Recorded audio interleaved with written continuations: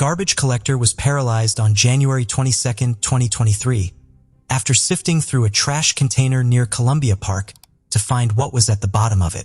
A blue suitcase was inside, sealed with black tape, and surrounded by several garbage bags. The suitcase contained a woman's body, which was easily identified because her head was visible from the suitcase. The worker was frightened upon finding something, so he drove several blocks and reported it to the police. The Capitol Police promptly dispatched a team of officers to investigate. Can you provide some examples?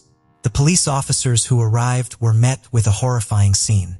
The corpse was cradled in the suitcase and taken away. Valentina Tres Palacios was identified as the victim a few hours later. At the outset, the body was found to be free from any indications of violence, firearms, or knives, and it was not dismembered. Can you provide some examples? After opening the suitcase, detectives discovered that the woman was wearing pajamas with a belt, suggesting that she had been attacked while sleeping by the person who killed her. A black cardboard box on the side of the suitcase contained items that helped identify the body. Police found a student ID, a password used by the victim when applying for a certificate, as well as some documents and personal belongings among them. The investigating team found it peculiar, as the presence of documents in such cases was not typical. Can you provide some examples?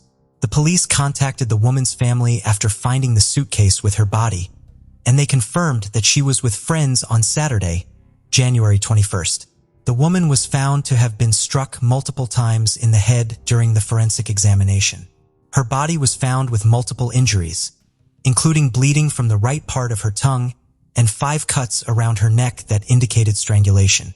Valentina Tres Palacios was born on December 16, 2001, in Bogota, Colombia. She was enrolled in the Faculty of Commerce and International Business. The girl was a music enthusiast from an early age.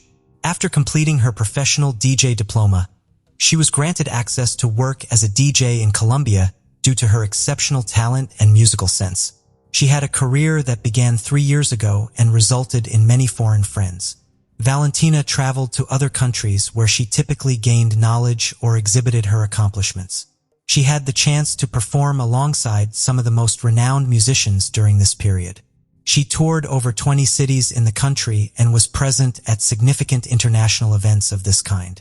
Her past activities involved performing at festivals and touring throughout Colombia, Chile, Mexico, Brazil, and Peru. People in her vicinity claimed that she had a bright future ahead. She was sought after and traveled throughout the nation. She dominated the best nightclubs and pursued her passion. Valentina was a very happy, smiling young girl who enjoyed the party. She maintained social media accounts where she shared her stage performances and always kept her followers informed about her daily routine. Can you provide some examples? In the electronic music industry of Colombia, she was recently recognized as the best amateur DJ. The girl shared about 2 things on her social media: her rising popularity in the electronic music industry at nightclubs, and her relationship with an American named John Poulos, whom she met online by the end of 2021. John and Valentina's communication skills improved as time passed. Valentina's initial desire for stability and commitment was not strong, but her relationship with him transformed into a romantic partnership that the young people eventually shared. John Poulos was a resident of America. Valentina was so invested in her life that he sent her money to attend the cosmetic course that involved injecting her lips with hyaluronic acid.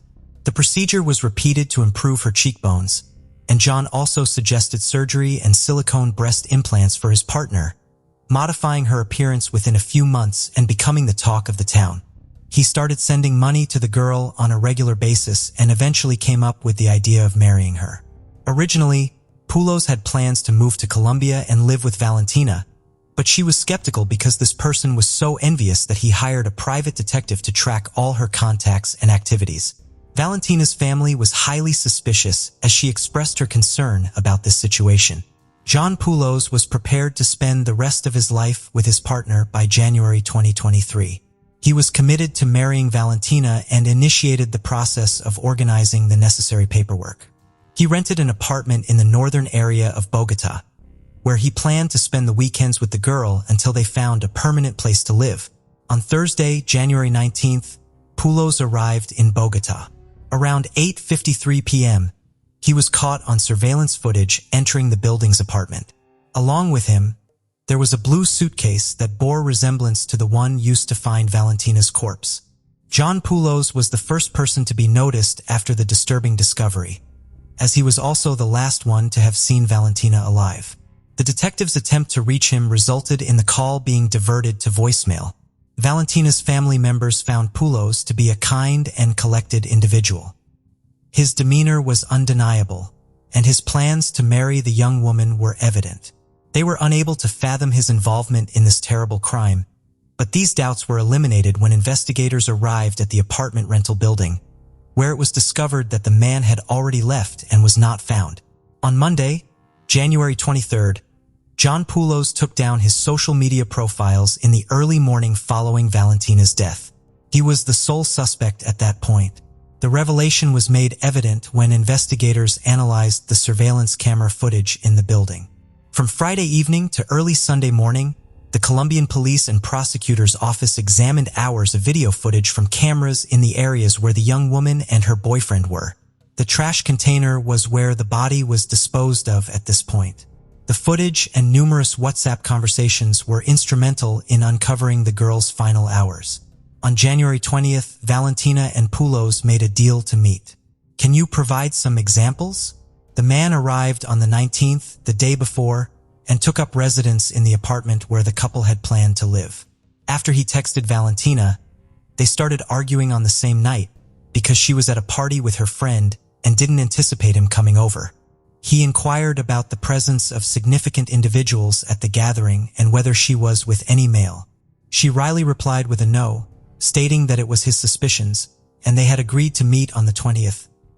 Prior to meeting John, Valentina had planned to visit various locations to care for herself, apply her lash extensions, and attend hair salons. On January 20th, the couple were unable to see each other due to their disagreement, and only in the evening, when Valentina's apartment was being monitored by surveillance cameras, did they know exactly when they were in that parking lot. The girls' possessions were being packed by John at 6 p.m. as the two of them moved to another apartment and began a new life. Valentina's journey across the country was marked by a series of emotional goodbyes, one of which was with her family and friends. She made a video call to her mother saying that she was going home. The video depicts the girl accompanied by Poulos, who hired a vehicle to transport Valentina's possessions. They were caught on surveillance footage entering the apartment with their possessions at 7 p.m. Valentina sent her mother a series of videos showing the apartment in their frequent exchanges to get things. The cameras captured them completing the move and engaging in other activities before heading back to their new home.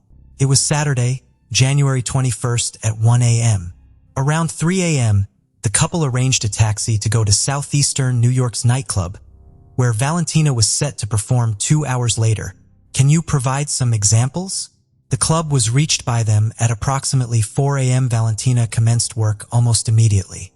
While she was busy, John Poulos remained with her. Can you provide some examples? At approximately 5 a.m., her performance concluded. Valentina and John, holding hands, headed to the nightclub's office. They encountered the proprietor of the establishment, his spouse, and her companion. Valentina's friends had not seen her since they left the venue at 6 a.m. Her smile was back on her face, shining brightly, and everything seemed to be going smoothly. Valentina contacted her friend on the phone and stated that she had no intention of going anywhere on Saturday. She stated that she would probably stay in the apartment with her partner. Later on, they might go out to eat or cook together at their house. The last time Valentina spoke to her friend was at 9 p.m., and it was through video. Valentina's mother, Laura Hidalgo, revealed that her 13-year-old son was the final individual to converse with her on video. The girl was in bed with John. They both appeared to be in a state of happiness. The family had no further information about them.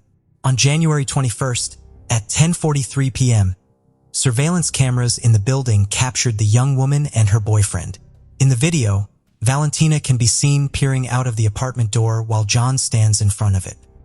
He seems contemplative and a little menacing, pacing back and forth, occasionally grimacing his face. He orders the elevator to go down and retrieve a delivery. Poulos was captured by the cameras again on Sunday, January 22nd at 9 a.m. He exits the room with 2 bags of garbage. Valentina was nowhere to be found on this occasion. The man drives to the parking area, takes a silver car, and places the bags in the back seat. Following that, he goes back to the apartment and retrieves 2 suitcases from the trunk. Subsequently, he heads back to the apartment. A gray blanket covers the suitcase that Poulos removed from the apartment where the clerk reads 10 a.m. He put it into a cart for shipping. A second bag was situated beside it. Valentina's head was wrapped in the blanket. The man surveys the parking area after parking. He perceives that nobody is in the vicinity. Moving ahead, he looks over to make sure nobody is going down in the elevator. Subsequently, he rapidly makes his way back to the vehicle. He glances at the mirror one last time and takes a sip of water before struggling to lift the heavy suitcase, which he puts in the trunk. The bag is the next item on the list. Subsequently, he takes control of the vehicle and departs. Surveillance cameras caught the car at different locations throughout the city around noon. It was evident that the subject was in search of a suitable spot to leave the suitcase. The car entered one of the parks and parked near the garbage containers at approximately 3 p.m. The driver exited and headed towards the container at that juncture. He surveyed the area, verified that no one was watching, and then removed the suitcase, which seemed excessive, before tossing it into the container. He went back to the car and removed the bag, which he'd then placed in the trash bin, closed the lid, and exited. The vehicle was traveling westward until it reached El Dorado International Airport. John's last known whereabouts were at the airport at 4:30 p.m. A $1 million reward was announced by the Ministry of Security on Monday, January 23rd, for any information that could lead to the arrest of the person or persons responsible for the murder of Valentina Tres Palacios. The Colombian authorities enlisted the help of Interpol to issue an arrest warrant as Poulos fled the country's border without indicating why. Additionally, he was the final person to witness the girl's existence.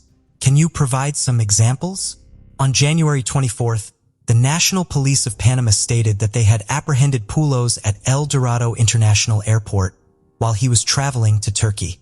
In an effort to obtain answers about Valentina's death, Colombian authorities quickly began the process of deporting him to the country. Over 14 criminal investigation specialists contributed to the investigation, collecting evidence to establish the facts. The analysis of over 300 hours of video footage from cameras was the outcome of methodological work carried out in partnership with the country's prosecutor office. The case yielded another crucial finding after the arrest of this individual. Valentina's mobile phone was discovered near the El Dorado International Airport by a security staff member. He stumbled upon a mobile phone on the grass while walking near a 1/10 gas station and picked it up. The man brought the discovered gadget home after he realized that it did not have a SIM card. He took the phone to sell it, unaware that it belonged to Valentina. The security guard's wife called him hours later in despair when she realized that the photo of the girl in the wallpaper on the mobile phone was identical to those seen on social media and also for the young woman found dead in the trash container. Unfortunately, the phone had already been marked for sale and repackaged because someone was willing to buy it. Therefore, information that could have been advantageous in this situation went unguarded. Can you provide some examples? Following that, the driver of the car that the couple had driven to the nightclub gave his testimony, which was followed by a big question. The driver was tasked with transporting the couple to a nightclub located in the southern part of the city. Before getting into the car, Poulos paused for a moment before Valentina exited. She got into the car and screamed that she had written something untoward. The driver looked at her in disbelief before checking his phone and finding out that Tres Palacios had sent him a message to customer care, warning him in Spanish that he was in danger. The driver looked at the girl and inquired if she was all right, but her response was uncertain as Poulos entered the car and asked. She said, "Are you okay?"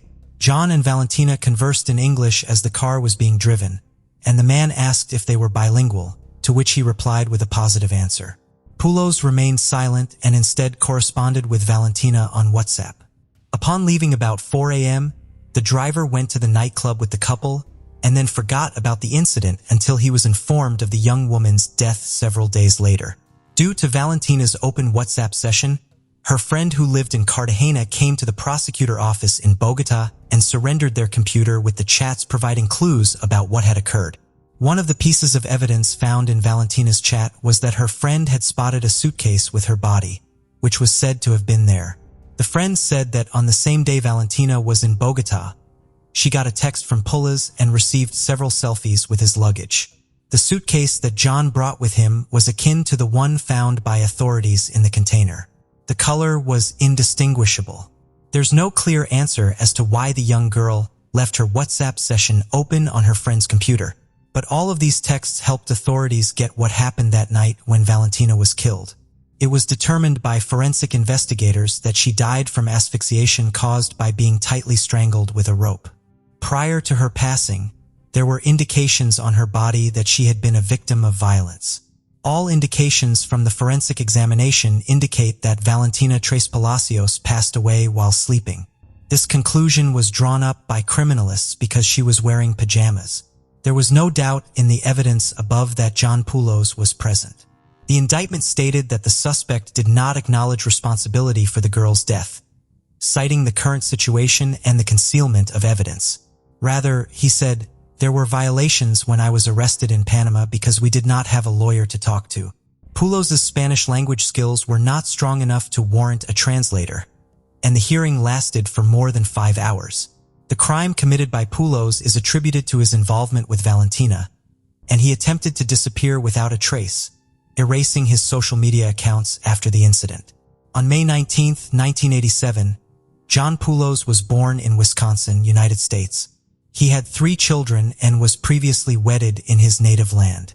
His criminal record included charges of violence against women, including obtaining a restraining order against his ex-wife. The use of pornographic websites was reported by a woman to whom John Pulos had sent money who claimed that this person was actively browsing. According to her, he spent approximately 5-6 hours daily on the site, and she mentioned that despite being a man, his behavior was often bizarre in nature, such as fantasizing and recounting ghost stories. Another model who testified on a modeling page said she knew the American from Texas, America. She ceased writing to him after a peculiar comment he made, which included the words jealousy and death. John's question was, "If I were at a bar, would you be willing to talk to me?" The girl refused in response. "It's likely that one of us will die due to jealousy," replied Pulos. The witness stated that despite the subject having sent money to the magical lord, she never conversed with him on video because his communication was often unusual. It is important to acknowledge that John had certain conduct towards his victims. He contacted Valentina on social media and started sending her money with persistence and consistency in the case. This approach to women's treatment as property was a warning sign that the trusting women initially neglected, and Pulos believed he could purchase them with money from the outset. The factors were disregarded, leading to the possibility that the victim unintentionally stumbled into her abuser's trap and was eventually recognized due to his own mistake. The authorities involved in this case are assuming that John thought the waste disposal system in Colombia was equivalent to that in the United States, where he resided.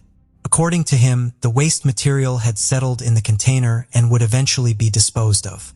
Pulos did not assume that recycling workers and street dwellers frequently sift through garbage to discover items that can be sold or employed as something. John Pulos is being held in a private cell in Bogota today. Now all that remains is to demonstrate that all these pieces of evidence connect the individual to the crime and to discover the motive behind this dreadful murder. In Colombia, the criminal code provides for a prison sentence of up to 50 years for a crime in which an American is accused. With the assistance of a special group formed by the Capitol Police in coordination with the country's Attorney General's office, criminal investigators will be engaged in the search for material evidence to clarify this fact. Such cases once again demonstrate to us how dangerous social networks can be when getting to know someone. Valentina thought she had found love and someone with whom she would spend the rest of her days. However, this did not happen, and like many people in the world, she too thought that nothing like this would happen to her. Stacy Pinnell was born on September 5, 1967, in the small American town of Ripley, Mississippi. She had a younger brother and sister with whom she spent a lot of time and got along well with. Stacy was an energetic person with many friends. In school, she enjoyed participating in extracurricular activities.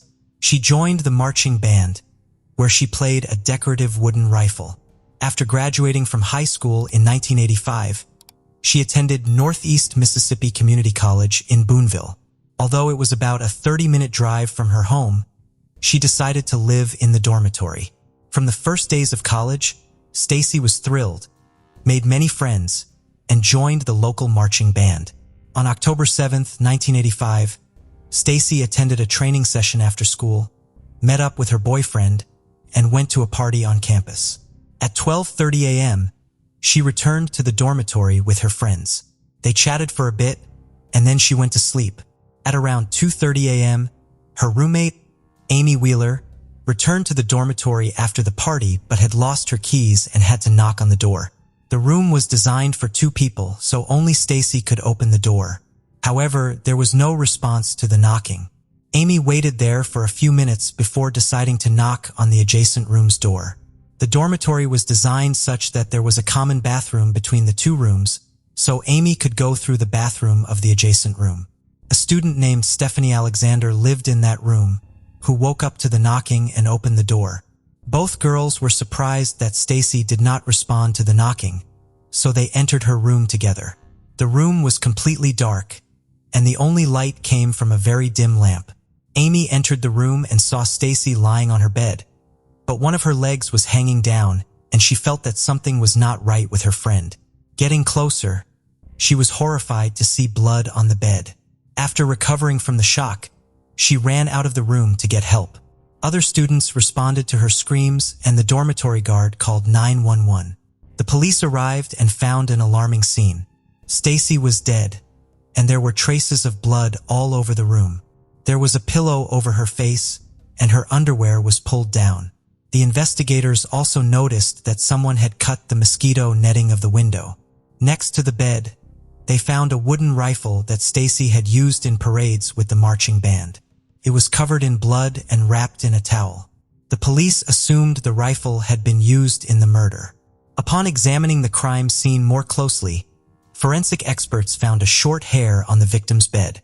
All this was enough to form a preliminary picture of what had happened. Someone had made a hole in the window of Stacy's room, climbed in, raped, and murdered her. However, this version of events quickly revealed some inconsistencies. The size of the hole in the mosquito netting was too small for an adult to pass through. The window in question was situated at a certain height from the ground, which would have made the perpetrator's task more difficult. The police did not find the cut piece of the mosquito netting either.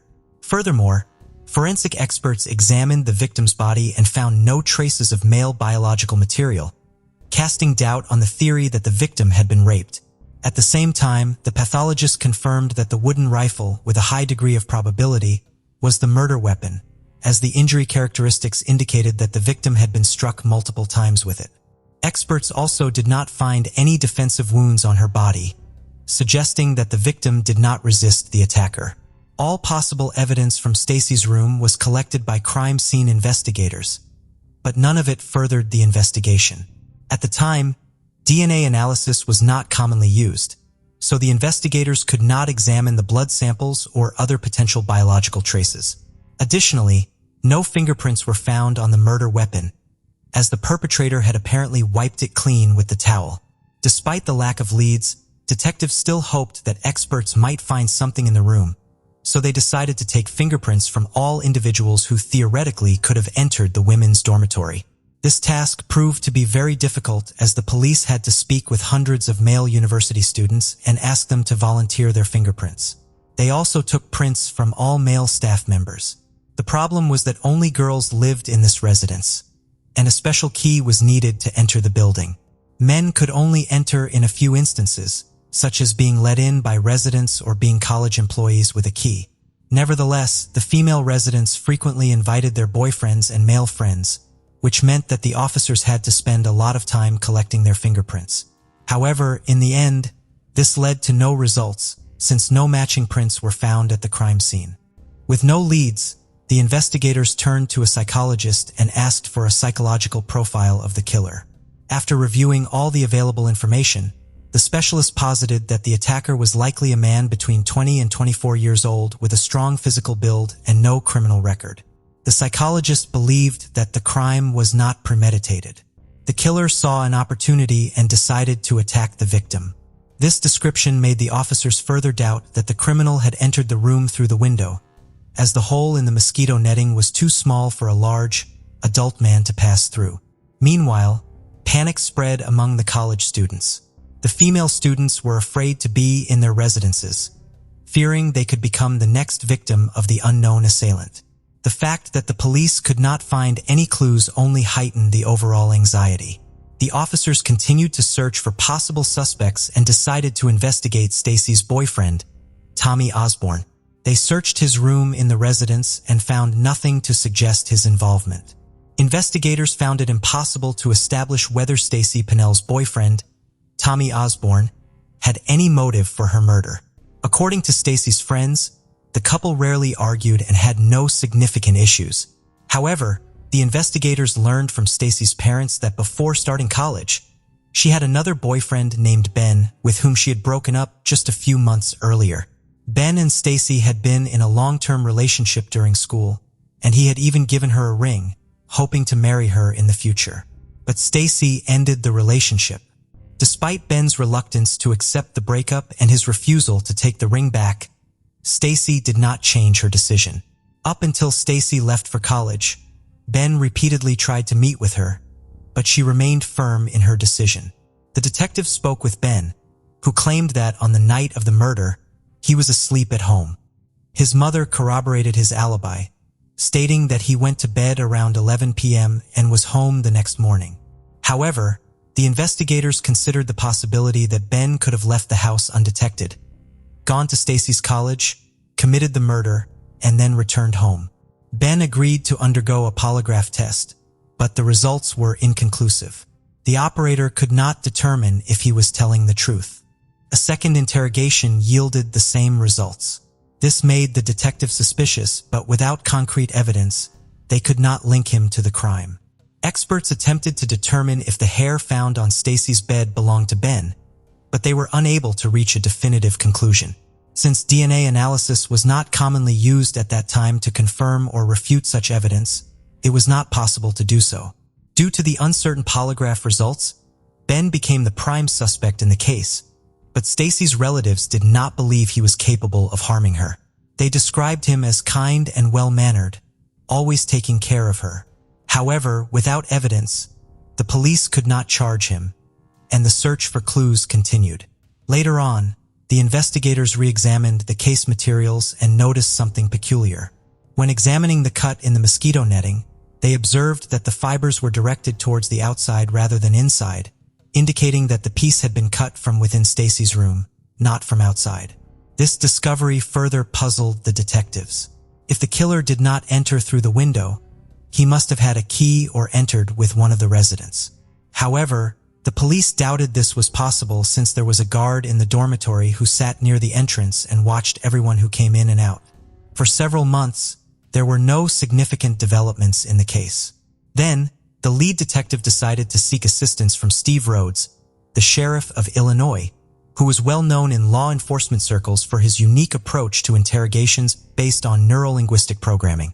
He frequently spoke at police seminars and had a reputation for being able to extract information from almost any suspect and detect lies. Steve agreed to interrogate 4 people involved in the case: Stacy's neighbors, Amy and Stephanie, as well as Ben and Tommy. In September 1986, he began his work, starting with Amy. She recounted everything she knew, and the officer found no reason to doubt her words. He then spoke with Stephanie, who said that on the night in question, she took an anti-inflammatory medication prescribed by a doctor and went to sleep. At around 12:30 a.m., Stephanie heard Stacy and her friends returning to the dormitory and talking loudly in Stacy's room. Stephanie went to ask them to speak more quietly. After her request, Stacy's friends left for their rooms and Stephanie went to bed. However, Steve Rhodes, an experienced investigator, sensed that Stephanie was withholding important details. He accused her of lying and urged her to tell the truth. Despite Stephanie's insistence that she was not deceiving him, Rhodes continued to press her with questions until she finally revealed that she had returned to Stacy's room after the friends had left. This was a shocking development for the detectives nearly a year after the murder. After a long pause during the questioning, Stephanie, to everyone's surprise, confessed that she had killed Stacy. According to Stephanie, she had entered Stacy's room for a chat. At some point, the conversation turned to Tommy Osborne, Stacy's boyfriend. Stephanie complimented Tommy, which upset Stacy. When Stacy demanded that Stephanie stay away from Tommy, the conversation escalated. After an exchange of words, Stacy slapped Stephanie, who retaliated in kind. The altercation became physical, and at some point, Stephanie grabbed a wooden rifle next to the bed and struck Stacy, causing her to fall onto the bed. Stephanie then hit Stacy several times more until she stopped moving. Realizing what she had done after seeing the blood, Stephanie panicked and decided to dispose of the evidence. She locked the bedroom door, washed the blood off her hands, and then staged the scene to make it look as if someone had broken into the room, raped, and killed Stacy. She placed a pillow over Stacy's head, pulled down her underwear, and then cut a hole in the mosquito netting, hiding the cut piece in Stacy's closet under a pile of clothes. She cleaned the wooden rifle with a towel and took a shower to remove any traces of blood. Stephanie then decided to get rid of her t-shirt and the piece of mosquito netting she had cut. She locked herself in the bathroom and burned them, then masked the smell of smoke by spraying a large amount of perfume. After covering her tracks, Stephanie went to bed and was only awakened when Amy knocked on her door. The detectives were astonished by this confession. For a whole year, it had never occurred to them that the killer could be a woman, let alone Stacy's dormitory neighbor. Stephanie was arrested and charged with Stacy's murder. 3 days later, she wrote a letter to her boyfriend, whom she had been dating for a week at the university, detailing the events and claiming it was an accident. She wrote that on the day of the murder, she had taken some energy pills and was not thinking clearly. She didn't even remember the moment of the murder, but had seen it in nightmares throughout the year. Days after sending the letter, the case took another unexpected turn. Stephanie claimed that Steve Rhodes had put her in some sort of trance using his techniques and had implanted the confession in her mind. She insisted she couldn't have killed Stacy and accused the police of taking advantage of her vulnerable state to close the case. According to her, the energy pills clouded her mind, allowing Steve Rhodes to convince her over time that she had indeed killed her neighbor. In 1987, a judge held 3-day hearings to determine the truth of her statements. The detectives asserted that Stephanie had not been subjected to any undue pressure and that no one had hypnotized her. They argued that in her confession, she mentioned details only the murderer could know, such as where she hid the knife used to cut the mosquito netting. The detectives hadn't found it during their initial investigation, but after Stephanie's confession, they found the knife in the closet under a pile of clothes. However, there were nuances. Firstly, the girls were neighbors and often entered each other's rooms, so Stephanie might have known about the knife's location under different circumstances. Secondly, no evidence could confirm or refute that the net had been cut with that specific knife. Nonetheless, the judge concluded that Stephanie's initial testimony was not obtained through hypnosis or any other form of manipulation. The trial began in 1988. Stephanie's lawyers continued to argue that her confession was coerced and highlighted the lack of evidence against their client. They emphasized that the lie detection tactics used by Steve Rhodes were not scientifically founded and could not be used in court according to the law. Rhodes claimed that one could tell if someone was lying by observing their eye movements. Furthermore, Stephanie's lawyers presented medical examination results indicating that her cognitive abilities could have been impaired due to the energy pills, making her more susceptible to manipulation like hypnosis. The prosecution argued that Stephanie knew details unknown to investigators at the time of the interrogation, making her testimony credible. They also conducted a court experiment with a psychological sciences doctor attempting to hypnotize her, concluding that it was not possible to induce such a state in her. The victim's relatives also shared interesting information, stating that Steve Rhodes had mentioned Stephanie several times, considering her a problematic person and, to some extent, fearing her. The trial lasted 3 weeks, and the jury eventually found Stephanie guilty of involuntary manslaughter, sentencing her to 20 years in prison, of which she served 9 before being released on parole. Once freed, Stephanie continued to maintain her innocence and hired lawyers to revisit the case. During their review, the lawyers noticed similarities with another murder committed in 1993. At that time, a man named Charles Crawford attacked a girl who lived 40 minutes away by car from the college Stacy Pinnell attended. There were some notable similarities between these two cases. Firstly, the other victim also attended Northeast Mississippi Community College in Boonville. Secondly, the perpetrator entered her home by cutting a hole in the mosquito netting. Stephanie and her lawyers believe that Charles Crawford could be behind Stacy's murder. Crawford was arrested in 1993 and subsequently sentenced to death. The challenge lies in the lack of evidence to prove his guilt in Stacy's case. However, there were significant developments. Stephanie's lawyers discovered that on the wooden rifle found at the crime scene, there was a drop of blood that did not belong to Stacy. DNA analysis of this evidence had not been carried out at the time, as a case review was necessary to proceed with it. Additionally, the victim's underwear was sent to an independent expert, and they were able to extract a DNA sample from an unknown male. This sample has not been added to the FBI's database for comparison with Crawford's DNA, because a case review is required for that as well. Moreover, there is no guarantee that the sample found is related to the murder. Supporting the possibility of Crawford's involvement, the lawyers pointed out other facts. Crawford lived near the college at that time, and allegedly 2 witnesses saw him near the campus a few days before the murder. However, there is no reliable confirmation of this sighting. Despite similarities between the 2 crimes, there are discrepancies. The cut in the mosquito netting was made from inside the room to the outside, which discounts the possibility of an intruder entering from the street. Additionally, Crawford's height was 6 feet and 1 inch, making it unlikely that he could fit through such a small opening. Another contentious point is that the murderer used Stacy's wooden rifle as a weapon.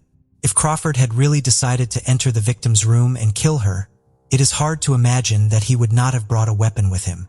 Currently, Stephanie and her lawyers are still trying to obtain a case review that would allow comparison of the evidence with Crawford's DNA. Crawford remains on death row, having even spoken with detectives about Stacy's case. But the police could not determine if he was near the college on the night of the murder. Paradise Beach turned into a death track for lovers. It is believed that an investigation on the heels of a crime is the most effective and often leads to success.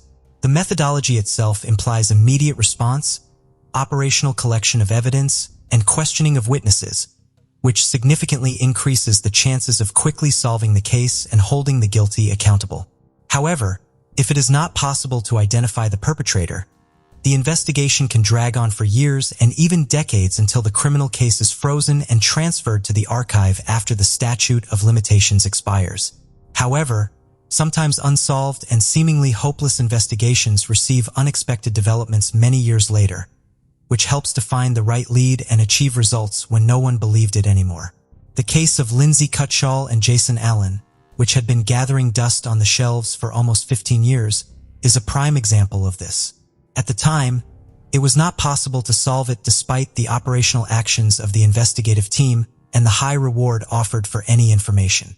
The main problem was the lack of motive for such a brutal act against the loving couple. In addition to this, it was not possible to find any witnesses, murder weapons, or any significant clues. It was a typical dead end, and no one hoped that the truth would ever be discovered. However, a decade and a half later, solving this case was helped by another brutal crime. It also turned out that at least 4 people knew what had happened, but all these years they remained silent. Who were Lindsay Cutshall and Jason Allen? Lindsay Cutshall was born in the small town of White Eyes in Coshocton County, Ohio in 1982. She grew up in a very religious family, and her father was a pastor of a Christian community. Despite a strict upbringing from childhood, she was very active, engaged in sports, and later became interested in hiking and extreme tourism. After finishing school, Lindsay became a student at Appalachian Bible College in West Virginia. During those years, she regularly climbed mountains of various difficulty levels, rafted down turbulent mountain rivers, and even organized hikes herself. The young woman dreamed of founding her own summer camp for children and teenagers, where she could teach them the basics of survival in the wild, rafting, tourism, and so on. Jason Allen was born in the city of Zeeland in the American state of Michigan in 1978. He also grew up in a deeply religious family and from a teenage age was seriously interested in hiking tours, mastering survival in the wild. The young man was tall, athletic, toned, possessed leadership qualities, and was able to find like-minded people to conquer new heights. Couple met in 2002 during a hiking trip in the Appalachians.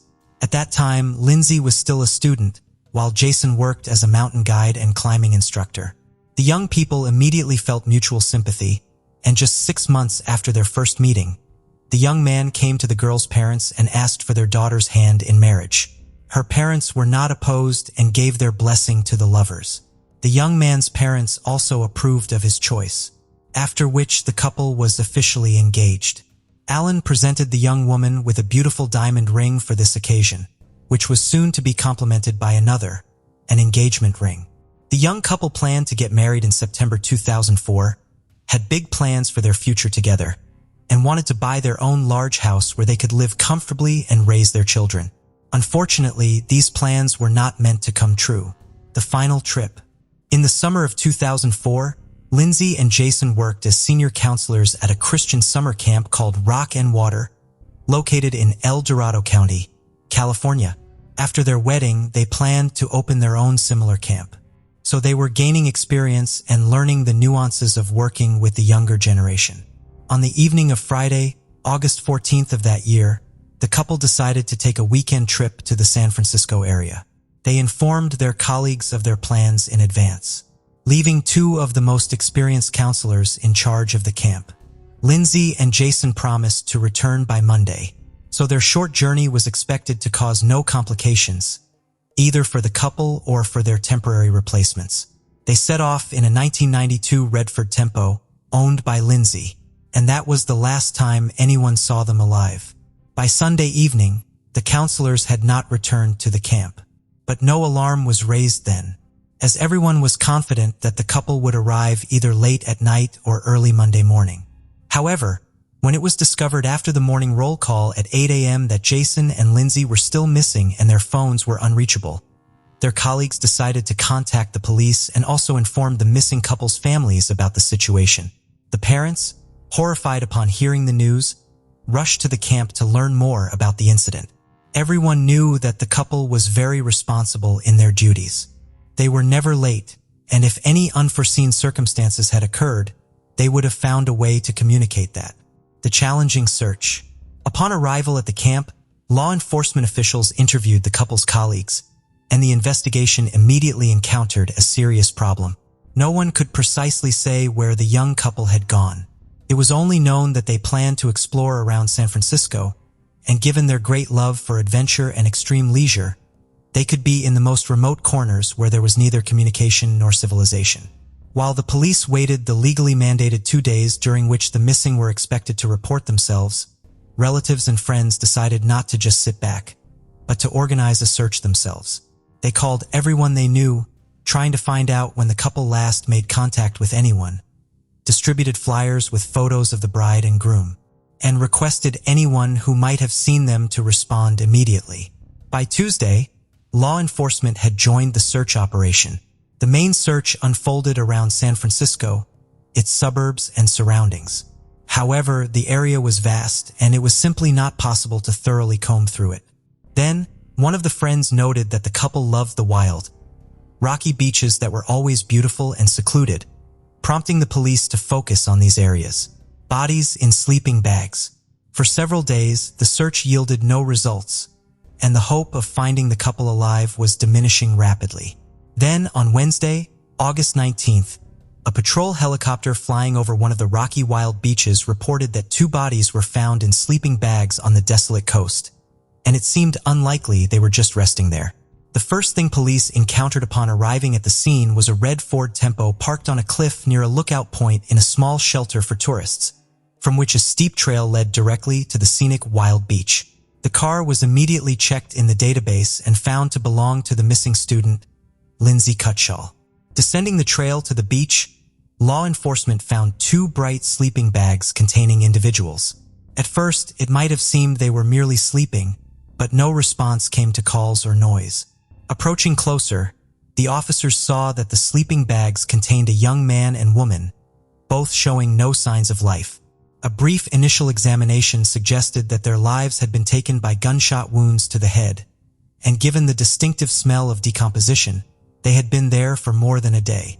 All the belongings of the deceased, including mobile phones and wallets containing bank cards and cash, were found beside them.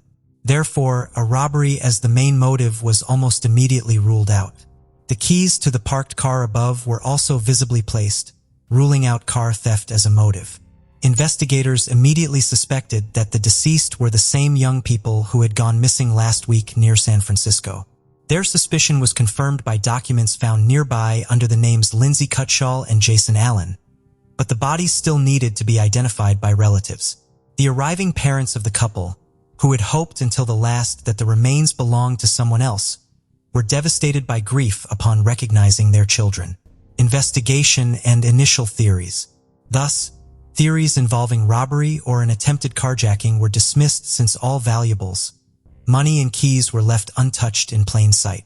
Moreover, forensic analysis revealed no signs of physical assault or intimate assault on the bodies, except for the gunshot wounds to the head.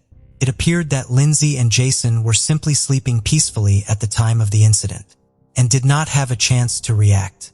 They made no attempt to defend themselves, flee, or even get out of their sleeping bags. Everything pointed to a swift act that resembled an execution or vendetta. But who could have taken the lives of 2 individuals in such a brutal manner and why? The questions multiplied, but no answers were forthcoming. There were no signs that anyone else had stayed in the area. The beach was quite secluded, and accessing it via the steep trail was challenging. Despite efforts, no shell casings were found nearby, leading investigators to theorize that the shooter either took them or threw them into the ocean. The shots had been fired at close range into the heads of the sleeping tourists, indicated by specific traces, so the casings, if not deliberately moved, would have been nearby. Interestingly, the beach appeared quite clean. Yet a few meters from where the sleeping bags with the bodies were found, an empty beer bottle lay. The deceased did not drink alcohol as they led a healthy lifestyle, suggesting the bottle might belong to the mysterious shooter. This particular brand of beer was rarely found in the area and likely came from a neighboring state. As no other clues were found, this bottle was considered a significant lead, although it was unclear whether it had any connection to the shooter or the crime. A theory was proposed that the deceased might have had a conflict with someone the day before the tragedy, and their opponent returned at night with a weapon to settle the score. Although Jason and Lindsay were very friendly with everyone, it was not excluded that they might have inadvertently displeased someone either in appearance or for some other reason. Additionally, the shooter could have been intoxicated or mentally unstable. From the bullets extracted from the victim's skulls, experts determined they were fired from a Marlin brand rifle, .45 caliber, model 1894, produced by Marlin Firearms Company. This was a rare weapon that might have been part of a collector's arsenal. Such models were typically used for hunting. This clue was significant for the ongoing investigation, but it remained the only one for the time being. Investigators speculated that the shooter was likely a male acting alone.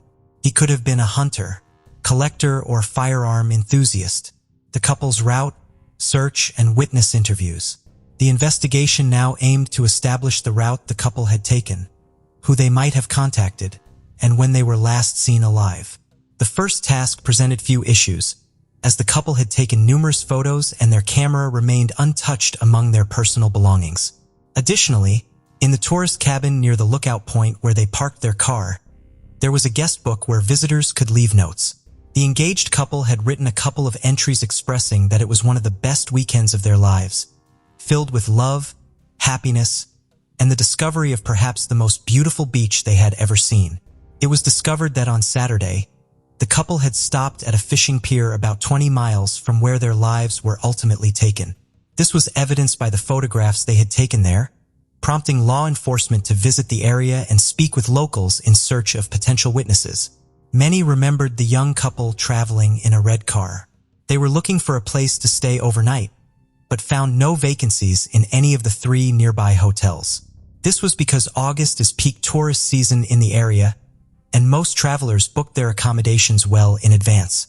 The couple then dined at a local restaurant, walked around the area, took several photos, and set off again in the evening.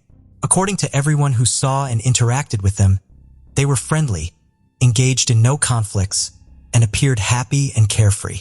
None of the witnesses could recall anything suspicious or unusual. Notably, the beach where the bodies were found was located in a protected area where camping was prohibited. However, since the young people could not find a place to stay overnight, they decided to settle on the beach, but chose not to set up a tent, instead using their sleeping bags. They believed that on a warm August night on a secluded beach, they faced no threats and planned to head back at dawn to return to the rock and water camp on Sunday as promised. This information helped narrow down the time frame during which the couple was likely taken from life. They went to sleep but did not survive until morning, indicating they were likely taken from life between 11 o'clock Saturday night and dawn on Sunday. The first suspect. Although the investigation into the double taking of life was in full swing and news broadcasts urged anyone with any relevant information to contact the police, law enforcement withheld certain details. In particular, the results of the ballistics analysis were kept secret to avoid alerting the suspect and prompting them to hastily dispose of the weapon used in the crime. Initially, suspicion fell on a local drifter who periodically slept on that very beach and had been seen nearby on the evening before the crime. The homeless man, mentioned by some witnesses, was quickly located, brought to the station, and interrogated. The 57-year-old suspect had no alibi for the night of the crime. However, his involvement could not be confirmed. The main reasons were the absence of the weapon used in the crime and the fact that his DNA did not match that found on the beer bottle discovered on the beach. A new phase of the investigation in 2006. For nearly 2 years, the investigation had been at a standstill with no clear direction on how to proceed. Then, in the spring of 2006, law enforcement decided to publicize the data they had on the weapon used in the crime and to reach out again to potential witnesses by offering a $50,000 reward for any useful information that could lead to the perpetrator. Following this announcement, about 1,000 calls came in, but most did not aid the advancement of the investigation. However, law enforcement became interested in 26-year-old Sean Gowlin, pointed out by several locals. According to them, the young man collected firearms and bladed weapons, behaved aggressively, was frequently involved in conflicts, threatened acts of violence, and occasionally damaged other people's property. Sean was arrested and questioned. He had previously been on the police's radar for brawling, hooliganism, and driving under the influence of alcohol and drugs. He indeed had an impressive collection of weapons, but the specific rifle in question was not among them. Verifying his alibi from 2 years prior proved impossible, and his DNA did not match the sample found on the beer bottle at the crime scene, so Gowlin had to be released. A suspect from another country? Simultaneously, another suspicious and aggressive drifter came under scrutiny, often seen with a firearm, frightening the local residents. His name was Joseph Henry Burgess, and he was 61 years old at the time of the couple's demise. Burgess often ranted about receiving commands from God. It was discovered that in the late 1970s, Joseph lived in Canada, where he also wandered aimlessly. In 1978, he joined the Commune of the Children of God, positioning himself as a deeply religious person. And according to those around him, he was quite the fanatic. He soon had a conflict with 2 young people that escalated into outright enmity. And a few weeks later, these individuals were found lifeless, each with several close-range gunshot wounds to the head. Notably, their bodies were also discovered on a beach in sleeping bags, seemingly taken while they slept. By the time the police arrived, Burgess had vanished. His guilt was proven through numerous left-behind clues, but he could not be convicted as he had fled to the USA, crossing the border illegally. He managed to evade capture for nearly a quarter of a century until the police connected him with the double homicide on a beach in California.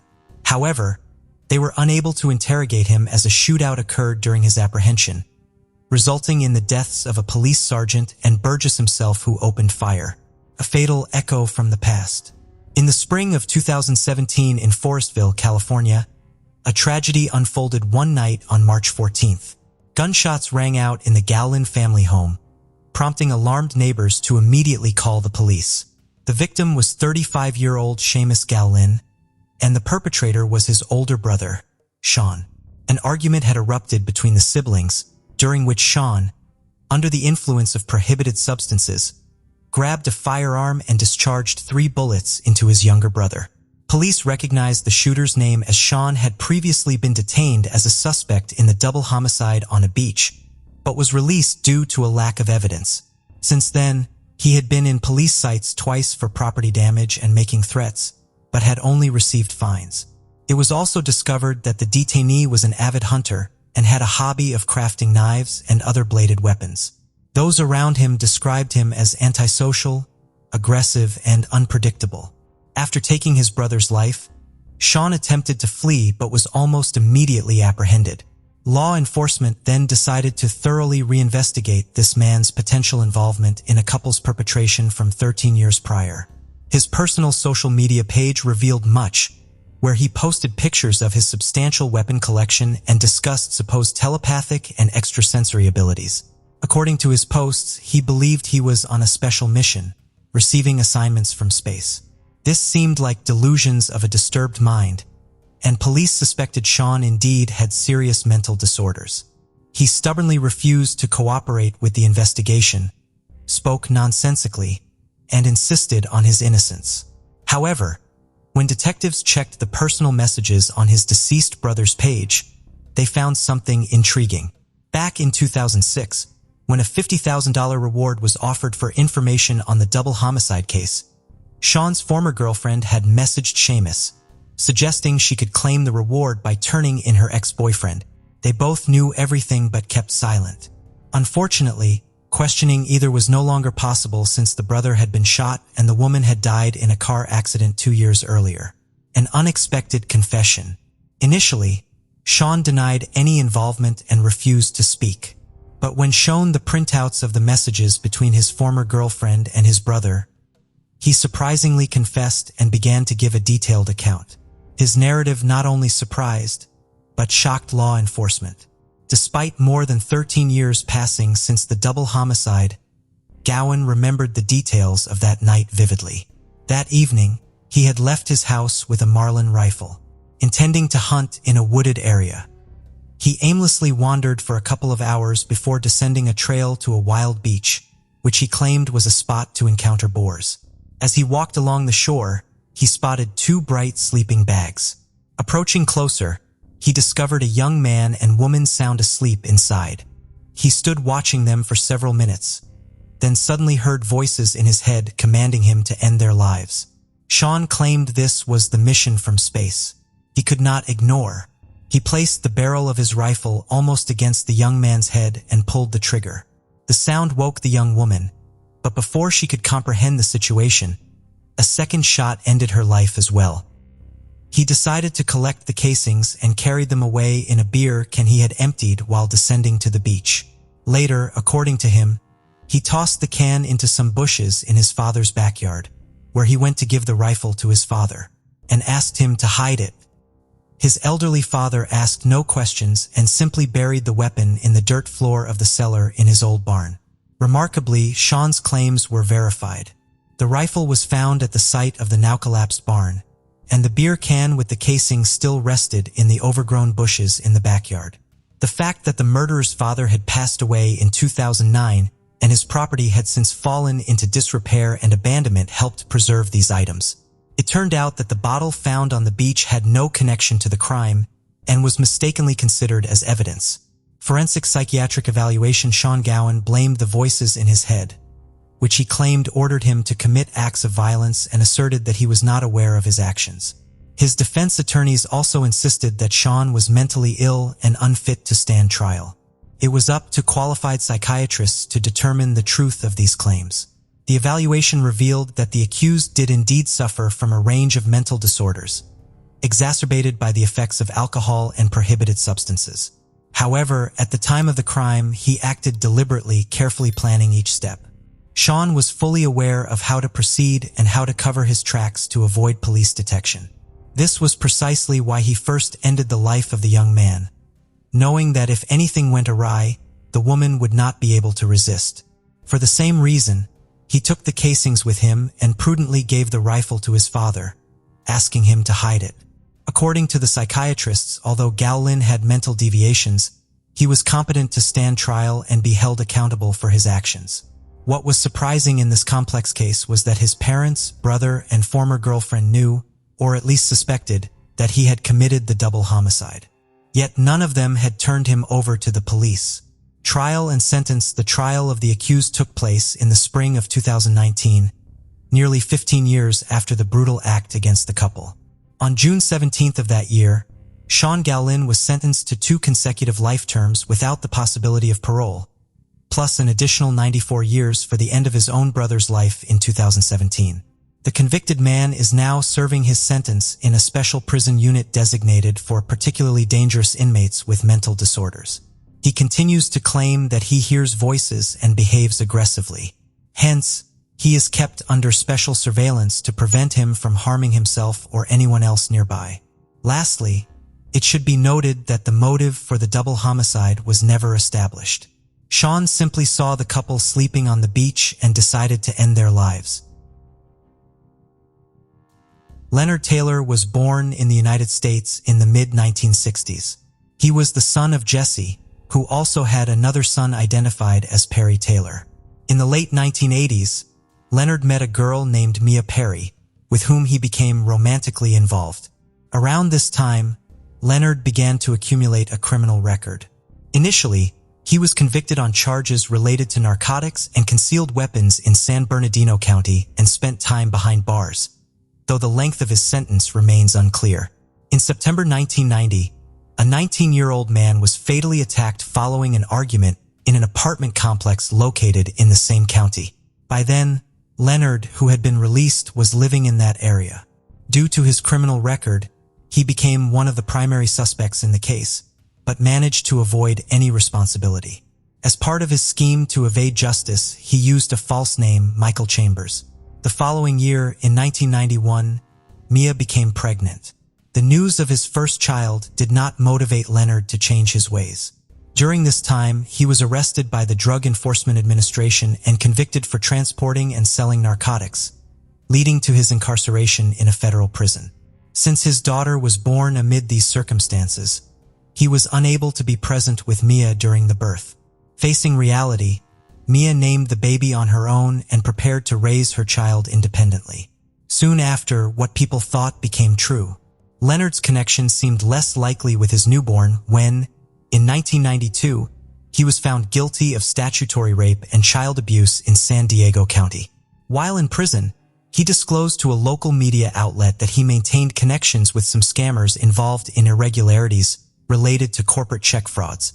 Upon his release, Leonard embarked on a short-lived career in white-collar crime, which quickly returned him to jail, this time in the Missouri State Prison. The San Bernardino police arrested him again in 1999 for failing to register as a sex offender. Shortly after the beginning of the 2000s, Leonard was accused again, this time for intimate coercion against a minor. Aside from his illicit businesses, which required him to travel across the country, he maintained relationships and intimacy with multiple women simultaneously, earning him the nickname CAs, short for Casanova. Another standout trait of his criminal behavior was making and using fake IDs and different names, ending up with almost 20 of them at some unknown time. Married a woman living in California who also had an outstanding arrest warrant for a probation violation. It was during this time, under unspecified circumstances, that Leonard met Angela Rowe. Their first encounter took place in the city of Jennings in St. Louis County, Missouri. Angela was born around 1976. She had previously been in a romantic relationship with a man with whom she had other children, Alexis Conley, Acrea Conley, and Tyrese Conley. Despite being married and also being involved with another woman in Kentucky, Leonard began a relationship with Angela.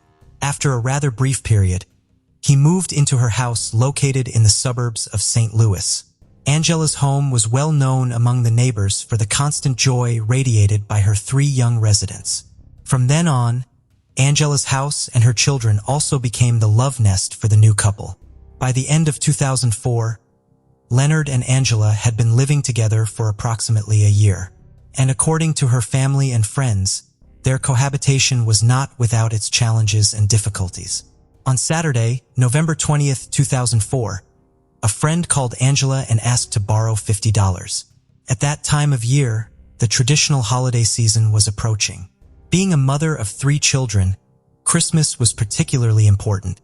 Therefore, Angela later took the time to decorate the house with her children, hanging large and striking candy canes at the entrance, and placing lights to add to the festivity. That weekend, the kids went to celebrate Thanksgiving early with Tyrone, their father, and his side of the family. Meanwhile, on Sunday, November 21st, Angela did not show up for her weekend shift as a housekeeper, but called to inform she would not be able to come. The following day, a friend called her, and they chatted as usual. The children returned to their mother's house and were seen by some neighbors in the following days. From that weekend in November 2004, several significant events occurred. Yet the how and when of the detailed events were something the authorities could never fully reconstruct. However, everything points to an argument between Leonard and Angela, during which she threatened him with a knife. He then overpowered her and shot her.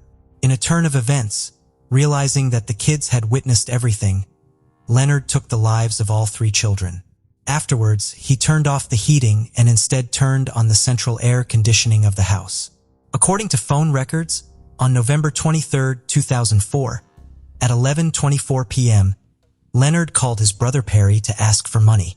It is believed that during their conversation, he confessed to what had happened, adding that things had gotten out of control and that it wasn't what he wanted, but it happened. On the same day, Angela's friend called the house phone repeatedly without getting an answer. A few hours later, at 12:05 p.m. on Wednesday, November 24th, she tried again without success. Between that day and the next, Perry told his girlfriend about what Leonard had done. On Thursday, November 25th, while most American households were finalizing details to celebrate Thanksgiving, Perry went to his girlfriend's house. There, his brother contacted him again. After the conversation, Perry told the girl that Leonard was still in Angela's house, waiting for a letter from California. There were 3 more calls in the following hours, one of which was specifically made from the landline of Angela's house. It was during one of these conversations that Perry's girlfriend heard him ask Leonard how he was still there, specifically alluding to the presence of the bodies. What Leonard's response was remains unknown. Then a plane ticket from St. Louis to California was booked, with the transaction being made from a phone number with a California area code. Early in the morning of Friday, November 26th, Leonard went to his sister-in-law's house so she could take him to the airport. He had plane tickets from St. Louis to Ontario, California via Phoenix, Arizona. The ticket was in the name of Louis Bradley, an alias that Leonard used and for which he had a Missouri ID that included his photo. He took the opportunity of being at his sister-in-law's house to leave a box that was to be delivered to his brother. Shortly after, according to some witnesses, he was seen disposing of a gun in a sewer near Perry's girlfriend's house, but the weapon was never recovered. On the way to the airport, Leonard told his sister-in-law that this would probably be the last time she would see him alive. Then, to elaborate on this strange notion, he added that some people were trying to kill him and that she should not pay attention to things she might hear about him. Cameras recorded Leonard that Friday morning passing through the security area at St. Louis International Airport. He was wearing dark pants, a pink shirt, and a cream-colored hat carrying 2 black bags. Shortly after, he headed to Gate 16 to catch the 810 Southwest Airlines flight to Ontario. Meanwhile, Angela's friend continued calling throughout those days until November 27th, never receiving a response. On the other side of the country between Saturday and Sunday, Leonard finally met up with his wife. During this time, Angela's absence was noted by her co-workers. But unlike previous occasions, there was no call from her to report anything. Leonard stayed in San Bernardino County for 4 days before driving across the country with a friend. He traveled through Texas, Louisiana, and Georgia, ending up in a house in Kentucky. For the week of November 29th, when classes resumed after the Thanksgiving holiday, the absence of Angela's kids at school did not go unnoticed. Then, with considerable concern over Angela's prolonged silence, her family asked the police to check on the woman and her 3 children. Thus, on December 3, 2004, police officers were sent to the small brick house in the suburbs of St. Louis. Once on site, the officers found several significant details, including that the front door was locked. Newspapers were piled up in the front yard and mail overflowed the mailbox. The team managed to enter through a bedroom window. The air conditioning was running at full power outside while the television was on. The next thing the agents had to face was far from an idyllic home scene. Wrapped in blankets, Angela was found lifeless, likely from gunshot wounds. Her 3 young children also appeared to have suffered fatal gunshot wounds, and their bodies were aligned on a bed in the early stages of decomposition. The coroner found out that the victims had passed away 2 or 3 days before their bodies got stiff. Meanwhile, during subsequent thorough investigations at the residence, investigators found 2 non-functional cell phones, and there was no evidence that Angela had any other cell phone in use besides her own. As often happens in such cases, Leonard was immediately considered the main suspect. This was initially due to his relationship with Angela, but it is fair to say that his extensive criminal history also raised suspicions. As the police tracked his whereabouts, Perry was interrogated about the accusations against his brother on December 8, 2004. During that interview, Perry told detectives that Leonard had called him and admitted to his actions. After an intense nationwide chase, police monitored a house in Madisonville, Kentucky, where Leonard was staying. On December 9th, Leonard tried to flee by hiding on the floor of a vehicle and was arrested on the spot, holding a knife in his hand and moving under the alias of Jason. Beyond that, he made no moves nor uttered any comments. The sunglasses Leonard wore at the time of his arrest, along with a few other belongings, were taken as evidence, although nothing seemed to suggest that these objects could provide any clues. Later, the police made some statements about the arrest. According to the detective in charge, Leonard's wife was not much help in the investigation. Authorities believed Leonard had turned to her for money to facilitate his escape. While the only suspect was finally in custody, the funeral services for Angela and her kids were held in Missouri. Standing beside his oldest daughter's coffin, Tyrone could not help but break down. Leonard maintained his innocence throughout, and indeed, his defense focused on the fact that he was in California when the bodies were discovered. His case was also based on the probable date of death stated by the coroner. However, the suspicions for the 4 deaths were only part of his legal troubles. Thus, while awaiting the resolution of the case in April 2005, Leonard began serving a 100-year sentence for an unrelated conviction. 5 months later, he filed a request for the state to notify him if there was any intention to use DNA evidence in the case involving Angela and her 3 children, and if so, what type it would be and whether physical evidence had been presented for analysis or examination. On May 25, 2006, Leonard filed a motion requesting the return of his personal belongings, including the sunglasses he wore when arrested. But in August 2006, the state took possession of the glasses and other evidence that were in police custody. And 3 months later, in November, all items were taken to the forensic lab for analysis. There, experts conducted a specialized test, which is used to determine the possible presence of blood. The procedure yielded a positive result for the presence of blood on the nose pad of the sunglasses. But there was a complication since the sample was very small. For this reason, a second confirmation test to detect the presence of DNA was not performed. Between the end of that year and the beginning of 2007, the stain was subjected to DNA testing.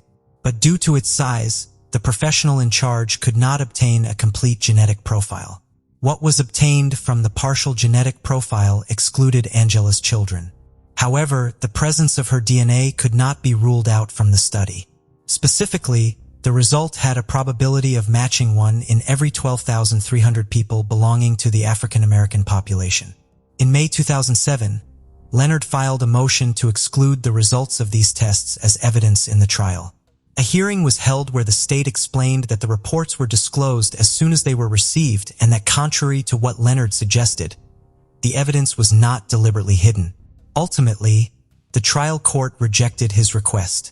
In January 2008, Leonard again insisted on the same point by filing a new motion to exclude any evidence related to the specialized test. Another hearing took place, and the court overruled Leonard's objection, thus admitting the validity of the results as evidence of the presumed presence of blood. During the trial that year, Leonard objected to the admission of this evidence, but again faced a setback when the trial court dismissed his objections. However, the forensic scientist who conducted the test testified that the test is presumptive because it can also yield a positive reaction to substances like potatoes, rust, bleach, and nickel. He also emphasized that since there was no confirmatory examination, the substance on the glasses was only possibly blood. Leonard did not testify at his trial. However, the coroner did testify, and his testimony marked a significant turn in the case, as he stated that the deaths could have occurred 2 or 3 weeks before the officers visited the house. This detail firmly placed the incident before Leonard's departure to California. He also explained that he had not initially considered the detail that the air conditioning thermostat was set to the maximum cold setting. When the state called Perry as a witness, the case seemed to turn again, especially when asked about his statement during the police interrogation, where he said that Leonard had confessed to the acts. He said he did not remember anything that happened and went even further to claim that his statements to the police had been the result of coercion by the authorities. After hearing from the various witnesses, it was time for the closing arguments. The state, represented by the prosecution, emphasized that the blood sample found on the man's sunglasses was indeed Angela's. In this sense, it was recalled that scientific evidence does not need to be conclusive to be admissible. Indeed, while some states require it to be so, other states have held that presumptive blood tests are admissible as long as they are accurately described, achieving their purpose of being useful to the jury. After deliberating for 4.5 hours, the jury found Leonard Taylor guilty of 4 counts of first-degree murder and 4 counts of armed criminal action. But there is something particular about his sentencing. Although it has not been possible to determine when and how, it seems that during his time in prison, Leonard converted to Islam, even changing his name to Rahim. Thus, during the sentencing hearing, also known as the penalty phase, he prohibited his defense team from presenting witnesses. Instead, he stated he was Muslim and expressed to the judge that Allah, not the court, would determine his fate. The state presented evidence, including Leonard's previous convictions. Testimony was also offered from a victim who was forced by Leonard to have intimacy and 3 members of Angela's family. The jury found 5 aggravating factors for each victim, among them mental provocation, which made the acts considered outrageously vile, horrendous and inhumane, thereby exhibiting cruelty and disdain for the sanctity of all human life. Consequently, Leonard was sentenced to capital punishment. The execution by lethal injection was scheduled for February 7, 2023 at a Missouri prison. The case attracted the attention of several groups dedicated to defending Leonard's innocence and therefore demanding a review and commutation of the sentence. However, the man's claims of innocence were rejected time and again. In response to some of the appeals, the Missouri Attorney General's office stated that the case against him was solid. Perry, Leonard's brother, died in 2015. In January 2023, as the execution date loomed, Leonard's attorneys requested a hearing on their client's claim of innocence. They were supported by a provision in Missouri law which allows a prosecutor to file a motion for a hearing before a judge in case of new evidence of a wrongful conviction. Firstly, Leonard's defense team proposed a theory about an alternative perpetrator. After a drug deal went wrong, Leonard thought he would be targeted for murder, so he quickly left town. However, the traffickers showed up at Angela's house, and failing to find him or the illicit substances they believed were hidden there, they unleashed their fury on her and her 3 young children. Secondly, the defense team obtained statements from Leonard's daughter and from Mia, her mother. Both stated that he was in California at the end of November 2004, and according to the lawyers, he could not have been the perpetrator of the crimes. These documents were subsequently presented to the Conviction Review Unit within the prosecutor's office. The following month, just hours before the execution, St. Louis County prosecutor rejected the request for a hearing before a judge, stating that the facts did not support a credible case of innocence. Concurrently, the governor refused to grant a pardon, and the United States Supreme Court also declined to intervene. Finally, on Tuesday, February 7, 2023, in the evening, everything was arranged to carry out the procedure. In his final statement, Leonard said that Muslims do not die, but live eternally in the hearts of family and friends. Taylor kicked his feet as the 5 grams of pentobarbital were administered, then took 5 or 6 deep breaths before all movement stopped. Harold Sasko, better known as Hal, lived in Kansas City. He was born on September 11, 1961, in Dottsville, Florida, and was one of 12 children in the family. His siblings described Harold as a person who was ready to take responsibility in almost any situation. He often helped his brothers and sisters with household chores and was generally very organized. So it was not surprising that after graduating from college, Hal opened his own pizzeria. And just 2 years later, he expanded his business by starting a second restaurant. This led to his move to Lawrence in late 1990 with his then-wife Anna and their 3-year-old daughter Mendez. There, not far away in the city of Topeka, opened a third restaurant. Harold became dependent on his business, and his hard work and lifestyle focused solely on work did not suit his wife. After all, Hal was not only a business owner, but also a husband and father, so his wife and child deserved his attention. Eventually, this led to a serious rift between the couple, and when his wife could no longer endure the lonely life, they decided to divorce. Hal was considered a church parishioner, and he was proud of being not only a man of God, but also a respected member of the community.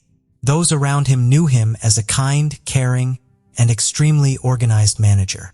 So it came as a real shock to the community when on January 17, 2014, their so-called good and caring manager suddenly disappeared. Chapter 2: Harold's disappearance. The day began like any other Friday. The weekend was just around the corner, and many people went to work to carry out their daily duties. Of course, this day was no exception for the pizzeria employees. The problem was that when they arrived at work, they found themselves in a quiet and empty restaurant. Usually, Hal was there to unlock the kitchen, but this time he was nowhere to be seen. Even stranger was the fact that it had been several days since anyone had heard from him. Concerned about his well-being, the employees called the police and demanded a welfare check at his home on West 26th Street. Later that day, a police officer was sent to his residence. When he knocked on the front door, he was met with silence. When he knocked on the front window of the house, he also received no response.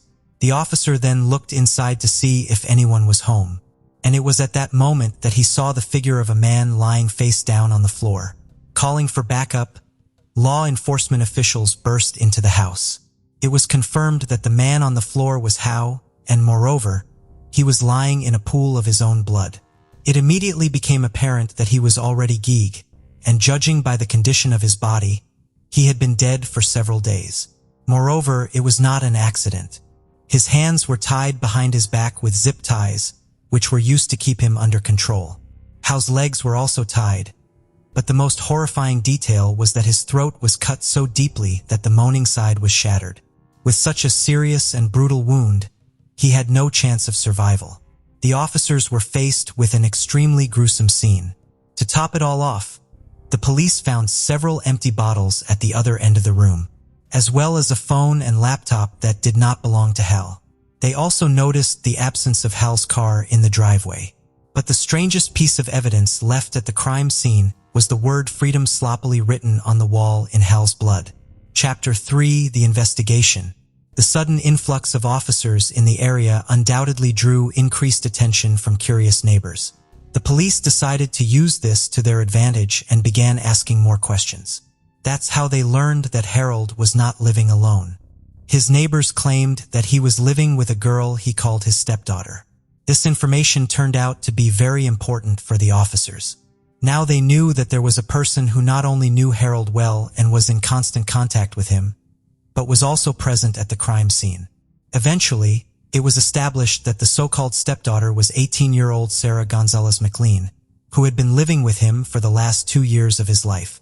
However, a problem arose. Sarah was nowhere to be found. This, of course, greatly concerned the officers. Finding Sarah became a top priority for law enforcement, as they had no idea what exactly had happened to her. She could have been abducted, become a victim, a witness, a suspect, or perhaps none of the above. In any case, it was now absolutely necessary to find her. Family members and friends were informed about this horrific crime. And 3 weeks later, on February 8th, a funeral was planned in memory of the lost community member. The public was urged to contact Douglas County forensic investigators and provide any information about Sarah's whereabouts. A reward of $1,000 was announced for any useful information. Chapter 4: Sarah's background. Sarah Gonzalez McLean was born on July 9, 1994 in Topeka, Kansas. She grew up in a loving family of 5. She had a brother and a sister. Throughout her childhood, Sarah was known as a shy but kind child. Since she was homeschooled for many years, she had few friends outside her neighborhood. However, this does not mean that she had a bad upbringing. Her parents were wonderful people, and she was always close to her sister. Unfortunately, when Sarah was a teenager, her parents eventually decided to divorce, which significantly affected her at such a vulnerable age. After her parents' divorce, her childhood and adolescence unfortunately only worsened. Sarah was quite naive, having been sheltered from the outside world by her parents. And unfortunately, people who are ready to take advantage of such a situation are always around. After her parents' divorce, Sarah experienced inappropriate behavior from a neighbor, and unfortunately, he eventually abused her. This event greatly influenced Sarah's character and behavior. She began to act completely differently than before. Much to her mother's dismay, Sarah began sneaking out of the house at night and hanging out with the wrong crowd. Even worse, this led to her frequent use of illicit substances and alcohol to drown out her suffering. It seemed that after her parents' divorce, Sarah no longer wanted to stay in her family home. That's when the pizzeria hired her. At first, he seemed like an ordinary kind manager, but there were rumors among the staff that he was not quite what he appeared to be. For example, Hal told all the restaurant managers that they could only hire young, attractive women. Chapter 5. Sarah's work at the pizzeria. While working at the pizzeria, Sarah would wake up, go to work, spend time there, and eventually return home to her family. She often spent nights drinking before returning home. According to some reports, she was only sober at work, if you could call it that. Despite the fact that she often came in drunk and nearly got fired several times over those few months, she somehow managed to keep her job. That's because Hal seemed to feel sorry for her. He knew that she was vulnerable and needed extra support. She tragically experienced another traumatic event. One such evening, another man attacked her, and to top it all off, the scumbag even burned her with cigarettes. After that, Sarah's already fragile mental health completely crumbled. She stopped going to work, lost friends, and sank into a very dark state. And then, she attempted to take her own life. Fortunately, Sarah's family found her in time to call an ambulance. She fully recovered, but it was only after the girl spent 5 months in the hospital. The nicest thing was that after being discharged from the hospital, Sarah received support from loved ones and friends. But one of these messages of support stood out in particular. It was from her former boss, Hal. After her tragic ordeal, Hal offered to become her personal life coach or even a kind of guardian.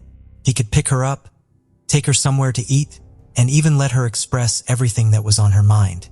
Since there was no one else to turn to, Sarah eventually enlisted his support.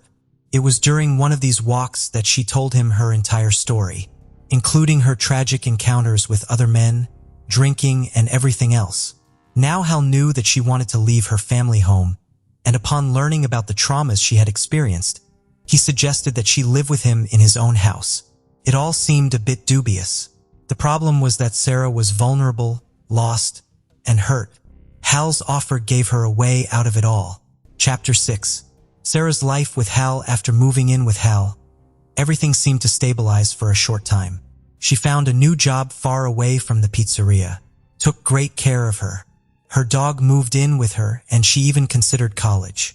But Sarah's mother was unhappy with the whole situation. She found Hal quite strange, and the whole story seemed very suspicious to her. Every time she tried to talk to Sarah about it, it always ended in a big fight, which, of course, further alienated her daughter. Michelle didn't believe that Hal's intentions were always as innocent as he made them out to be. Even worse, she believed that her daughter was most likely too naive and prone to illusions to realize it. After the divorce, Sarah's father broke off all contact, and now she was trying to fill the void that had formed. To make the situation even more eerie, eventually asked Sarah to call him Gad, and then he told all the neighbors that she was his stepdaughter. It's not surprising that Sarah's colleagues eventually fob out about all this and inquired about her relationship with Hal. Now, when asked about it, Sarah insisted that he was just her friend and nothing more. But from an outsider's perspective, it was strange that a 50-year-old man brought him attractive but troubled 18-year-old girl into his home, and perhaps her peers suspected something. As soon as Sarah settled into the house and began to feel more comfortable, Hal started setting his own boundaries and attitudes towards life, especially when she turned 18. This change was quite alarming. Hal began buying her illegal drugs and alcohol, joking about them dating, and even brought up the topic of a sexual relationship with Sarah. In addition to these changes, he openly kept track of everything he bought for her, including alcohol, illegal drugs, cosmetics, and rent. He wanted her to feel indebted to him, and he also told her that she would only be able to leave once she paid him back. In fact, she felt so trapped that after she turned 18, she gave in to his advances, and her relationship with the man she once called Dad now became sexual. This diabolical situation lasted for a whole 10 months, and according to Sarah, they had sex several times a week. The only way she could cope was to drink and use illegal substances until she no longer felt involved in the situation. This, of course, further increased her debt to the man who was now using her body. On top of everything, Hal berated Sarah just as often as he complimented her. For example, he criticized her nose and then offered to pay for plastic surgery, which she, unsure of herself, eventually agreed to. It was clear that Hal treated her as his personal property, rather than as another human being with feelings. He also paid for her gum implantation, and his next goal was to buy her breast implants. Both of these surgeries cost $16,000, which of course was added to the bill, and she had to pay him back when she could afford it. She found herself trapped with no way out. In addition to this, Hal also threatened Sarah, telling her that he had connections if she ever tried to escape. From that moment on, her mental health deteriorated even further. In response, she was given antidepressants to cope with the situation, for which she would eventually have to pay again. Chapter 7. Sarah kills how trapped by the mental trauma of abuse and depression, Sarah's mind became clouded. She repeatedly found herself on the brink, and now, after supposedly finding someone she could rely on, he too turned out to be an abuser. Sarah had absolutely had enough, and she began to act in a way that eventually turned the victim into a killer. After visiting a pet store, she bought a rabbit and signed a waiver before taking it home. That same evening, one of Hal's pizzeria managers was visiting the house for dinner and drinks. The manager was shocked when he opened the refrigerator and saw a rabbit carcass instead of beer. Sarah not only admitted that she was responsible for killing the pet rabbit, but also stated that it was not the first animal she had killed. Completely bewildered by the situation, the manager politely stayed for dinner, but then went home. This was a huge red flag, and an indication of what Sarah was potentially capable of. Unfortunately, this sign was ignored. The main question remained whether Sarah was truly capable of killing a person. Although Sarah was initially considered missing, it was soon established that she was actually the prime suspect. Unfortunately, the detectives were not mistaken in their assumptions. They suspected that she had packed all her belongings, taken the dog, stolen Harold's car, and fled to Texas. However, along the way, she changed her plans and headed to Florida. It was warmer there, and the idea of admiring the ocean view seemed pleasant. Given this newly received information, she was officially declared a wanted person. Sarah was not only wanted on suspicion of murdering Hal, but also as mentally unwell and possibly dangerous to others.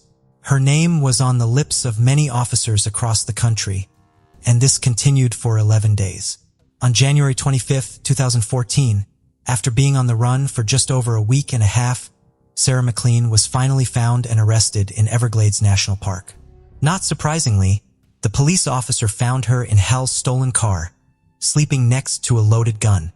They also found $2,400 in cash, 2 more guns, an axe, and a couple of knives, one of which was stained with Harold's blood.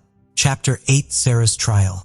A few hours after her arrest, a 3-hour interrogation began, during which Sarah confessed to killing the man. According to her version of events, the story unfolded as follows. On January 14, 2014, Harold returned home after a long day at work. The sound system had recently broken down, and he decided to devote the evening to repairing it. He asked Sarah to bring him a beer, and then another and another. After a few hours, fatigue took its toll, and Hal suddenly passed out on the floor. He didn't even suspect that Sarah had actually put a large amount of sleeping pills in one of his last bottles. By that point, she had already decided Hal had to die. She tied him up with zip ties, took a hunting knife, and then a few minutes later slit his throat. Shortly after that, Harold died in his sleep. Sarah then took a shower, listening to her favorite music, and washed all the blood off herself. After that, she called work to say that she would be out for a few days because, unfortunately, a relative had passed away. She then packed her things, including a photo of her sister, took the dog, and disappeared into the night in Hal's stolen car. To avoid being found, she left her cell phone and laptop at home. During the interrogation, Sarah openly shared her motives. She was locked in the house and in debt to a man who clearly wanted to possess her. She became his target, was abused, and then turned into his property. Anger clouded her thirst for revenge, and regardless of the consequences, revenge was exactly what she wanted. Sarah also expressed a strong desire to resort to violence. She admitted to killing rabbits out of curiosity. She also claimed that for 2 years, she had thoughts of violence and noticed that they were progressing. Obviously, Sarah's confession put her in a very difficult position. She not only confessed to killing Hal, but also to enduring violence. Given these horrific facts, it became absolutely clear that she would face trial. However, it was also clear that Sarah was undoubtedly mentally unwell. So first and foremost, she would have to undergo a psychological examination. In addition to her recently developed penchant for violence, she also claimed to have memory lapses, and felt that she was an observer in her own mind. Not surprisingly, Sarah was eventually diagnosed with dissociative identity disorder. In Sarah's mind, she was not just Sarah. She was also Vanessa, Alice, Neela, and the Nameless One. Alice was the weepy and vulnerable side of Sarah, while Vanessa was the strong, militant fighter inside her. Neela was feminine, polite, and liked to please people. But of course, the saddest version of them was the Nameless One, who took on all the consequences of the trauma and depression. Chapter 9. Sarah's sentence. When it came to Sarah's trial, her dissociative identity disorder was the main line of defense. She claimed that a girl named Alice wanted to take her own life, but the other personalities convinced her not to. After careful discussion among themselves, they decided that the only way out was to kill Hal. In a clearer and healthier world, Sarah's defense team argued that she was in a state of clinical dissociation when she committed her crime. The abuse Sarah endured living with Harold is alarming. However, it was ultimately deemed irrelevant as everything was consensual. From an investigative point of view, this was not compelling evidence. The defense itself also could not be persuasive, as the murder was clearly intentional. Unfortunately for Sarah, although her mental disorder was recognized as genuine, her defense failed to convince the judges, and she was ultimately found guilty of murdering Harold Sasko. She was sentenced to life in prison with the possibility of parole after 50 years. This greatly shocked both Sarah and her family. It became apparent that the abuse she had endured throughout her life and her mental state at the time of the murder were not taken into account when sentencing her, which means that her punishment was much harsher than she deserved. Sarah filed an appeal on the grounds that the abuse she suffered should have been considered during the trial. Unfortunately, by that time, more evidence of Harold's horrible behavior had been uncovered. After analyzing his computers, detectives found that they were literally riddled with illegal pornography. In addition, another woman, whose name remains unknown, claimed that Hal had hit on both of her daughters. Given all this new evidence, Sarah's appeal resulted in a 50% reduction in her sentence to 25 years. To this day, she still remains behind bars. And that's because although the judge concluded that Hal did indeed abuse his control over Sarah, it doesn't negate the fact that she still committed premeditated murder. Chapter 10. Conclusions. Sarah was initially a victim. Harold was a cruel manipulator of young women and did a very good job of deceiving many people in his community. However, some still remember him as an extremely generous person. Harold also had good sides. For example, he was known to have helped many employees get out of financial crisis, and whenever someone needed advice, he was always ready to help. Harold's family does not deny his shameful actions, but they testify to his positive character. He clearly needed help and did wrong, but he never deserved to die. Although Sarah's family agrees that she must be punished for her crimes, they also believe that the sentence was too harsh for someone trying to escape her abuser. Harold was undoubtedly a favorite of many people, but at the same time, he was a wolf in sheep's clothing. This story is an example of how life circumstances, trauma, and a lack of proper support can lead to tragic consequences. Sarah became a victim of abuse by someone she trusted, and it caused irreparable damage to her mental health. However, this does not justify her actions, the deliberate murder of another human being. This story also demonstrates how important it is to be attentive to those around us and to be able to recognize warning signs. Perhaps if someone had intervened earlier, the tragedy could have been avoided. At the same time, this story raises questions about the fairness of the justice system. Was Sarah's punishment adequate, given all the circumstances? Was her mental state and the trauma she suffered sufficiently taken into account? These questions remain open for discussion. Ultimately, this story serves as a reminder that a completely different personality can be hiding behind a person's appearance. Harold, who many considered kind and generous, actually turned out to be a manipulator and a predator. This story prompts us to be careful in our judgments of others. Lucy Davies was born in 1971 in the county of Rhondda, England. She was the daughter of Roger and Andrea Davies, who were also the proud parents of another girl named Anna. The family was settled in a small community mainly formed by socially purposed housing. There, against the backdrop of beautiful mountain scenery, Lucy had a particularly happy childhood. Since she and her little sister had similar tastes, they were always very close. Her parents always highlighted Lucy's infectious joy as a standout quality. During her time in primary school, Lucy was known for her outgoing and likable temperament, which immediately endeared her to teachers and classmates alike. In addition to her charming personality, she was also recognized for her undeniable beauty, making her one of the most popular and admired girls at school. Regarding interests outside of academics, both she and Anna loved ponies. Knowing this, their father pleasantly surprised them by enrolling both in the local riding club. This sporting activity taught them discipline and also showcased their talent. Consequently, they earned the right to participate and represent the club in countless events and competitions. Thus, by the start of secondary school, Lucy shone as an exceptional rider. However, her energy and passion were not limited to the tracks, as the versatile young lady began to take flute and piano lessons, dedicating long hours to practice to master both instruments. Her efforts soon paid off, and by the following year, had a very comprehensive and detailed mastery of the wide field of classical music. Thanks to this, she was accepted into a youth orchestra and also joined her school's choir group. As often happens in this stage of adolescence, a healthy romantic interest appeared in her life, and Lucy became very close to Gareth Jenkins. However, she preferred to keep it a secret. In 1989, after finishing secondary school, Lucy was determined to pursue a career in the musical world.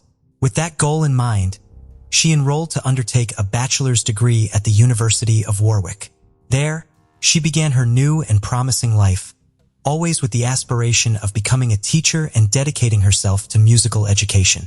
But things did not go as she had expected. While her passion remained, she did not enjoy the direction of the degree program. Consequently, she decided to switch her original plan and opted to study urban planning. It was around this time that she met Graham McAllister. They both discovered quite soon that their outlook on life was very similar. Aside from their love for art and shared interests, a crucial detail in their bond was the extravagant sense of humor that complemented each other.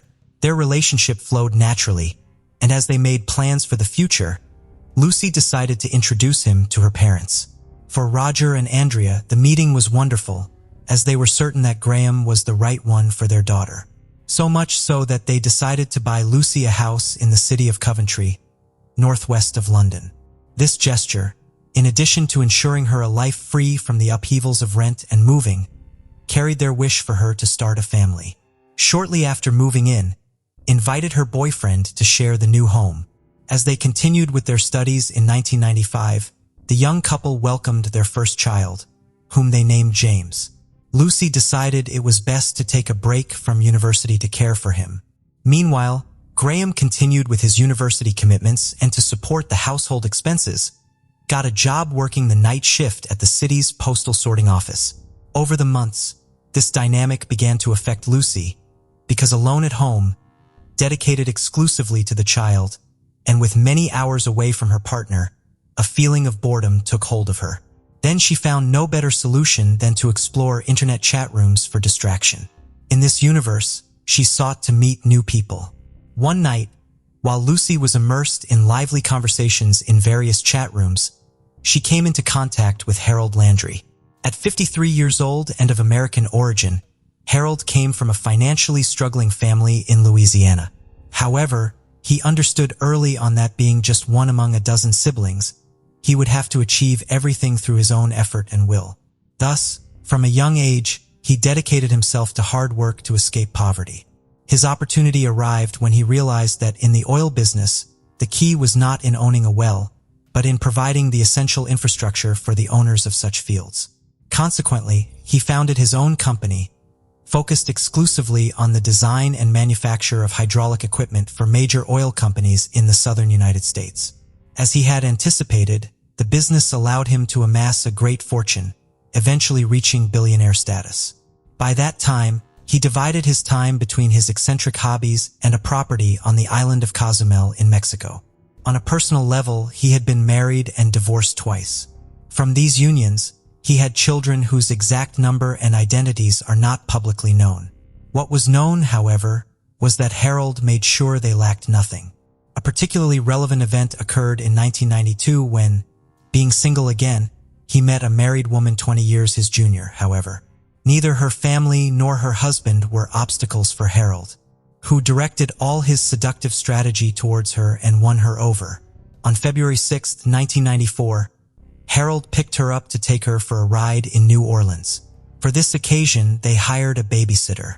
After concluding the evening, Harold accompanied his lover back to her home and offered to take the babysitter back to hers. No one seemed concerned about the fact that the husband would find out about the betrayal and could act as a wounded man. In fact, that's exactly what happened. Outside the residence, the betrayed husband was monitoring every move of his wife. Once the third party said goodbye, he followed him in his car. A few minutes later, Harold finally noticed the vehicle tailing him. Then, almost as an instinctive gesture, he opened the glove compartment and pulled out the firearm he usually kept. When both stopped at a red light, things spiraled out of control, as the babysitter later narrated. Harold then brandished a revolver at the betrayed husband and fired. The bullet severed an artery in his neck and damaged a nerve leading to a vocal cord. The husband, called Chris Price, collapsed on the pavement with a wound on his neck. But fortunately, there was a hospital right in front of them, which allowed him to receive immediate aid, and the doctors were able to save his life. As for Harold, he was arrested and charged with attempted murder. The trial against him took place in 1997. In his opening statement, the defense attorney told the jury that Chris had only been the victim of a tragic and sordid affair. Regarding his client, he mentioned that he acted out of fear and in self-defense. The defense's clever strategy led the jury, consisting of 4 men and 8 women, to find Harold guilty of the lesser charge of aggravated assault. As a result, he was sentenced to 5 years behind bars. After appealing, Harold obtained probation. In exchange, he had to pay a fine of $500 and fulfill community service obligations. Although he sought to be completely exonerated, he thanked Pat for his hard work. Since then, they became great friends. Shortly after, Harold and Chris agreed on an undisclosed settlement amount. By the time Harold began talking with Lucy, he was residing in Covington and was still wealthy enough not to have to work. He was also honest about his occupations and everything related to his past life, including love affairs and legal details. But all these elements only served to increase Lucy's attraction to him. What followed was an engaging online romance, with Harold promising her a more than tempting lifestyle. His persistence and persuasive power bore fruit when Lucy finally asked Graham to end their relationship. Thus, he had the path clear without a rival that could cause him trouble, as had happened with Chris. With the wind in his favor in the early 2000s, Harold traveled to England to meet her, and she took the opportunity to introduce him to her parents as her boyfriend. Although Roger and Andrea were surprised by the significant age difference, they respected their daughter's decisions and did not object to the relationship. Feeling fulfilled and fortunate to share his life with her, Harold spared no effort to surprise her, whether with luxurious gifts or anything else Lucy desired. In fact, by then, he was so in love that he was already planning to propose marriage. However, he didn't want it to be just any proposal. He wished to do it in an ideal setting. To achieve this goal, he took her, along with her son James, and included Graham in the group on a trip. The chosen destination was Mexico, which for Harold was by then his favorite place in the world.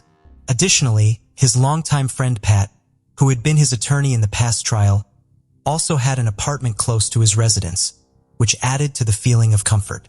Initially, Harold bought a diamond ring and shared the news with enthusiasm with Pat. Nonetheless, his friend harbored certain suspicions about his future fiancée. Moreover, over the days, Pat found it strange that Lucy had dedicated a good part of her time in the company of Graham.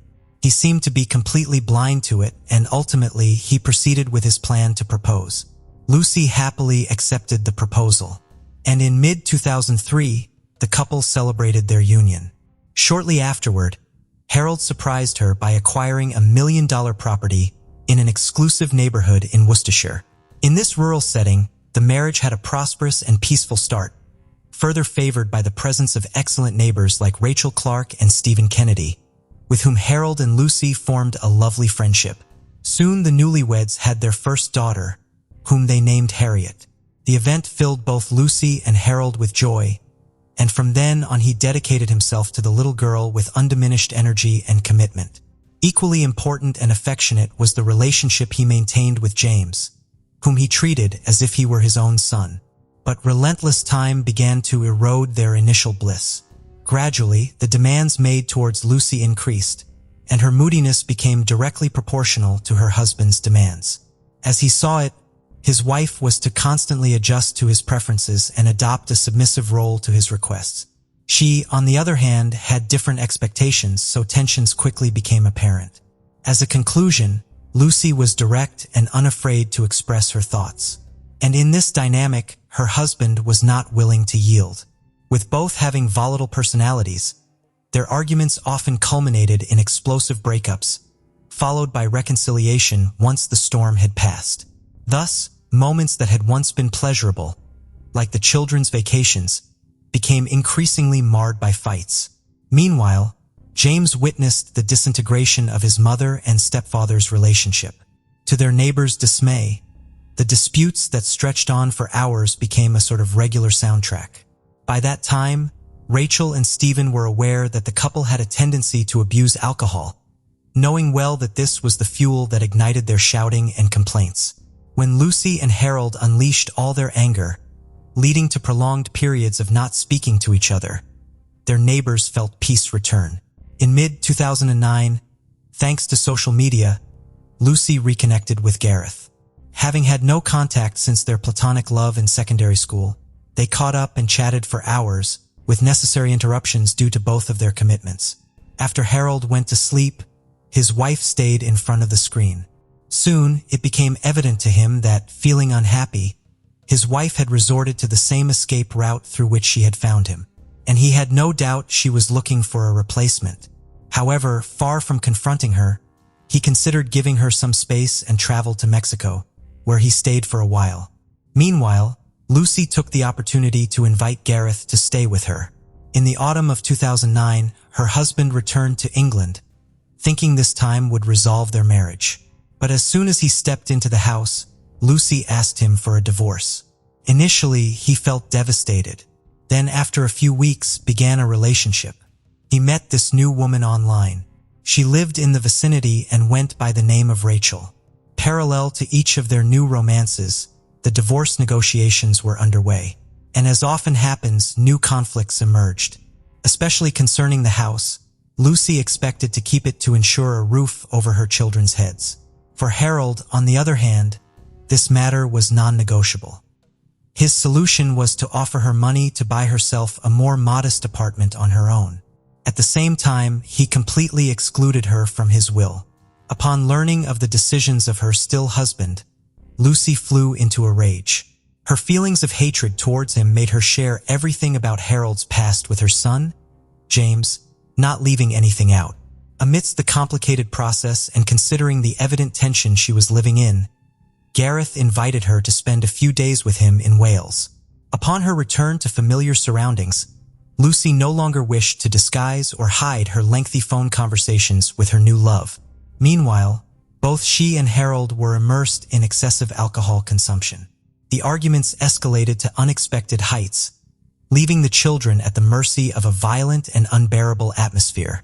On the afternoon of Monday, February 1st, 2010, Harold drank several glasses of wine. At one point, he received a package intended for Stephen. Around 9 o'clock at night, when Stephen returned from work, he found a postal notification indicating that his parcel had been delivered to his neighbor. The laundry's lights were on, so he went there. Harold invited him in and served him a glass of wine. After greeting Lucy and exchanging a few words, Stephen noticed how drunk his host was. He took his package, excused himself, and left. Subsequently, the couple engaged in a nonsensical argument, specifically over a furniture purchase she was planning for their move.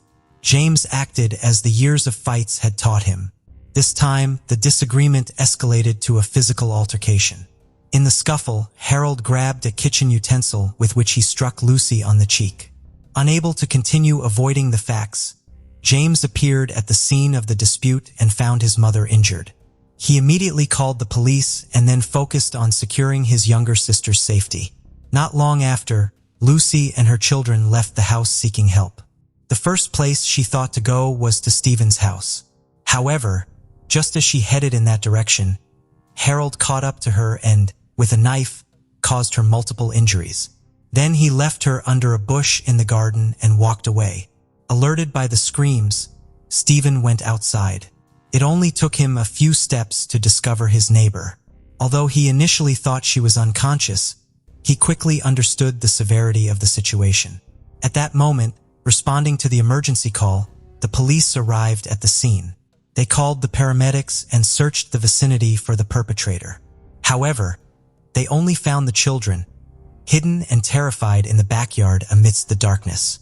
Once on site, the paramedics acted as quickly as possible, and Lucy was transported to the hospital. Very shortly after, her heart stopped. Meanwhile, Harold went to Rachel's house and confessed that something terrible had happened, but without giving further details. He then gave her 3 bank drafts totaling $40,000, a sum of cash, the keys to his car, and several signed blank checks. Then he set off back home. By that time, several police patrols were trying to locate him. Eventually, they found him walking along the road and proceeded to arrest him. Roger and Andrea were overwhelmed with despair upon hearing the tragic news. In a statement shared by the police, they asked for respect during their time of unimaginable sorrow from losing their daughter. For now, they had nothing more to say to the media. From then on, all their attention was focused on looking after their grandchildren. The forensic examination confirmed that Lucy had died as a result of multiple stab wounds to the chest. With this evidence and having James as a first-hand witness on February 5, 2010, Harold appeared before the court and was charged with murder. The trial took place in early February 2011. It was presided over by Judge David Foskin. On this occasion, Pat was not the defender of his friend.